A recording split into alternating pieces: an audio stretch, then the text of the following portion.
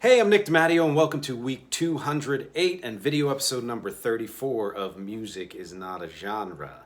Every week I take a release from my collection, I discuss it, I give you my take on it, I talk about how it has influenced my music, and I talk about how it links to other things in music and in life. If you like what you're watching, if you like the dulcet tones of my voice, or the subject that I'm talking about, or any of the subjects in any of the podcasts or concerts that I have here on my YouTube page, please take a moment to subscribe. I'm going to help you, actually. I'm going to make it even easier for you. Here's what we're going to do. I'm going to give you a countdown. I'm going to say pause. Then you can pause the video, and then you can go and subscribe. And then when you restart, I will greet you. Okay? Ready? Okay. 3, 2, 1, pause. Welcome back. Thanks for subscribing. So, to start this week, I'm going to read off 2 lists of names. That's all I'm going to say right now. We'll figure it out later. All right. Okay. List 1: Bing Crosby, Frank Sinatra, Elvis, the Beatles, the Cars, Run-D.M.C, Pearl Jam, the White Stripes, Beyoncé, Billie Eilish. List 2: Rudy, Vallee, Mel Torme, Vincent, the Kinks, Squeeze, the Fat Boys, Soundgarden, the Hives, Rihanna, Grimes. So what do they all have in common? Well, first of all, okay, each person I mentioned was the most famous or the most acclaimed or at the top of their game, most well remembered from each decade, starting from the 1930s up until 2020s, so far as we know, right? The second list were people who, at the time, for the most part, were either equally as successful, equally as acclaimed, equally as talented, but are not as well remembered. And that's kind of what we're getting at here. We tend to define each era of music based on the artists who were most successful, the people we remember the most. You know, anybody who thinks of the 80s might think of Bruce Springsteen or Michael Jackson or Prince or U2 or, you know, any number of other, Madonna, of course, famous people. But anybody who either knows a lot about a decade or has lived through the decade themselves knows that there's way more to it than that. Of course there is. There always is. And, you know, what I consider the first list is somewhat arbitrary, but you know, somewhat thought out choices as far as who were the most popular in their given types of music. You know, like, for example, there were way more successful types of music than rock and roll in the 1950s, believe it or not. Yes, that is true. But as far as that goes in that era, Elvis picked Elvis. So that's a perfect example of that. Run-D.M.C, you know, maybe not in the top even 20, I don't think, for the 1980s as far as sales and things like that. But there's a reason, obviously, that I chose them. We're going to get to that, right? But there are a handful of other big stars from each era that we say help define that era, right? The second list, there are way more people that you could put on that list. There, you know, exponentially more artists that you could put on that second list than on the first list. There are so many more also-rans, and I'm not talking about also-rans like, you know, The Who for the 60s, or honestly even the 70s, you know, or I don't know, Vic Damone, or let's say Dean Martin, people like that for kind of the 50s, and crooner and all of that. Or Nirvana for the 90s and stuff. I'm talking about people underneath even that. People, you know, artists who were, again, almost as successful, if not at times more successful. For example, I learned that, you know, Rudy Vallee kind of kicked off the whole teen idol craze back in the 1930s. And he, at times, was way more famous than Bing Crosby, although Bing Crosby kind of won the day in the end. But what anybody who, I assume, lived through the 1930s will remember is that Bing wasn't the only game in town, right?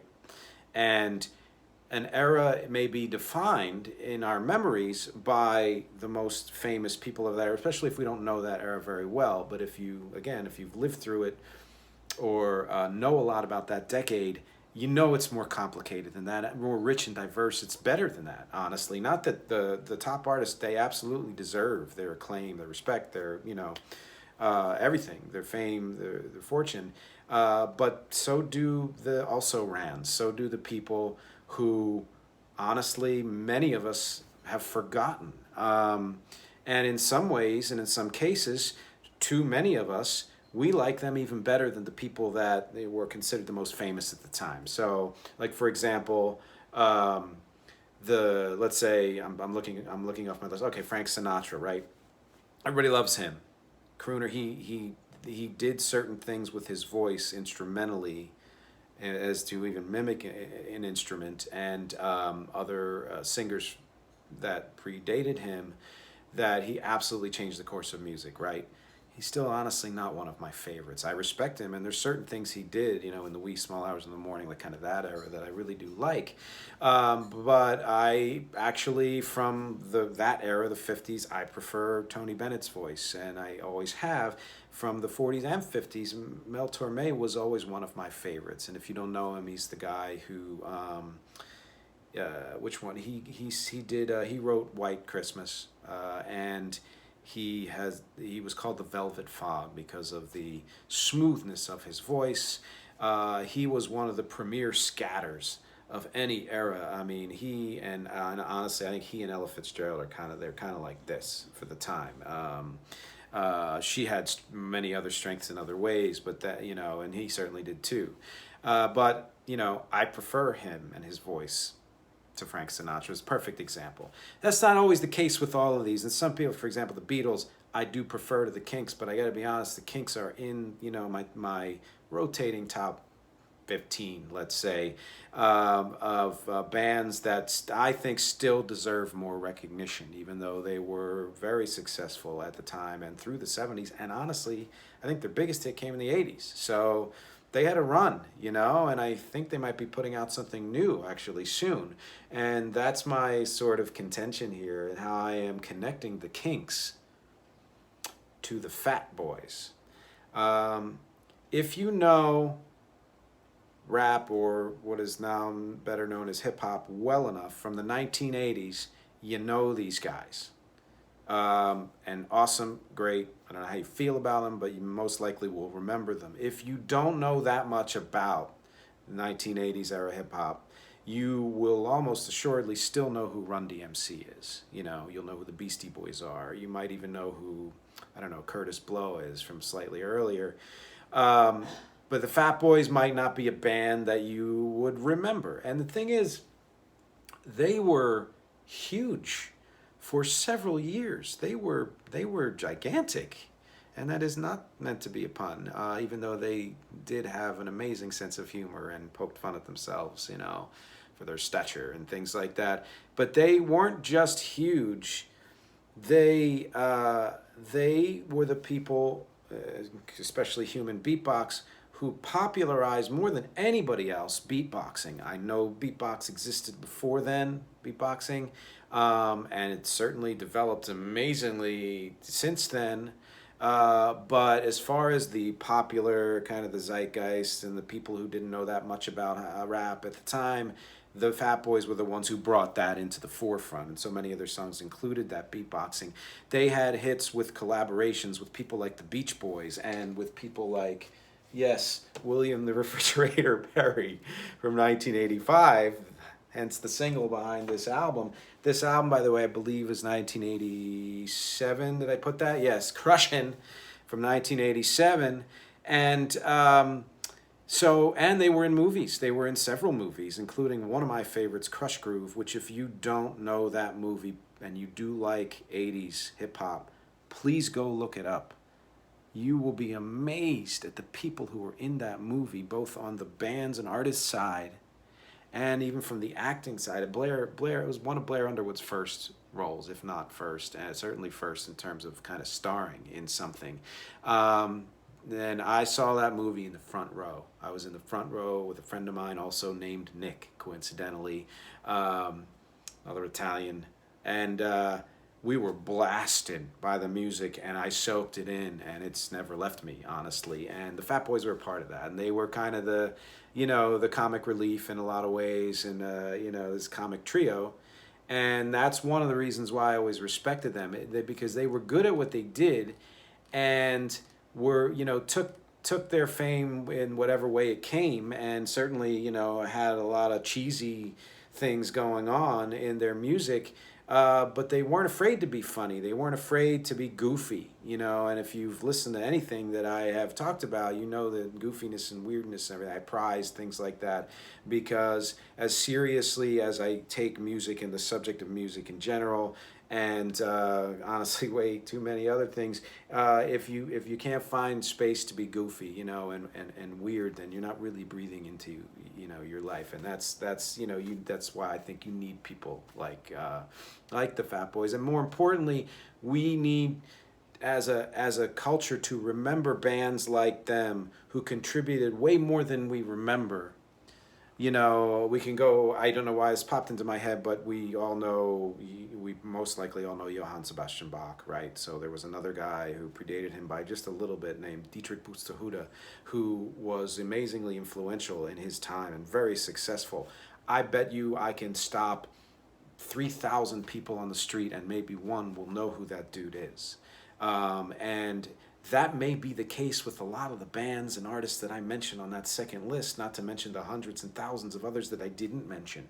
And so I guess what I'm saying is, go back and take a look at an era that you love. It didn't have to be the 1980s. It can be whatever decade you love or whatever type of music you love, grunge.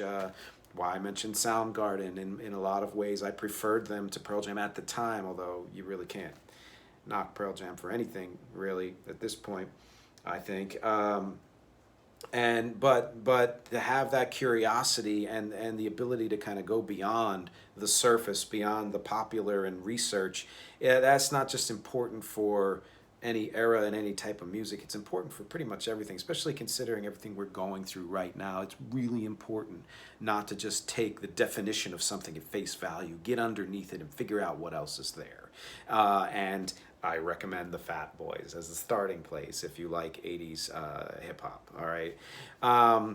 Do you remember them? Do you remember the Fat Boys? Do you like that kind of music? Do you remember how huge they were? Do you know another band that you wish people would know more about, would remember better? And I'm talking second, third, fourth, fifth tier, however far you want to go. I take for granted that I know a lot of the first, second, usually third, and every so often fourth tier bands of most eras in most genres. But, if you don't know a lot in other genres, I don't know a lot about ska, reggae, things like that. Let's say, for example, there are so many bands that you're missing beyond, let's say, Bob Marley, right? And people like that. So is there a band that you know of that you wish people would know more about, an artist? Let me know, comments, I'd like to, because my objective, as I say, for all of these is conversation, connection. I want to hear from you. I'd like to know more about what you think, what you feel, whether you like the things that I'm playing and talking about or not, or what your opinions are on them. And also to read below and see what else that I've written about this and click the links. There's a link to Fat Boys. I think I linked it to Crushin. Please go look that up and read about it, find it on YouTube, play it. And then link to a song that I think was somewhat influenced by these guys because it has some beatboxing in it. It's a song of mine from my band Wreck's most recent EP, Syzygy for the Weird, called Make Me Mic My Mouth. It's the same song that I checked last week for a completely different reason, which points out my entire thing here, which is music is not a genre, and somehow this song is connected to both what I talked about last week, PWEI, and what I talked about this week, the Fat Boys.